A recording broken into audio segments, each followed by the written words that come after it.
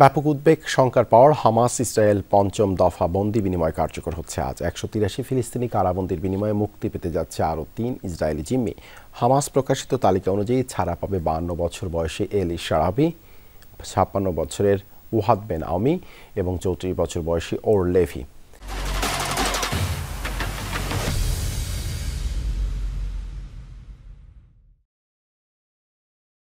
২০২৩-এর ৭ October হামাসের নজিরবিহীন অভিযানে কিবুৎজ বেরি থেকে ধরে নিয়ে যাওয়া হয়েছিল এলি এবং ওয়াহাদ বেনকে।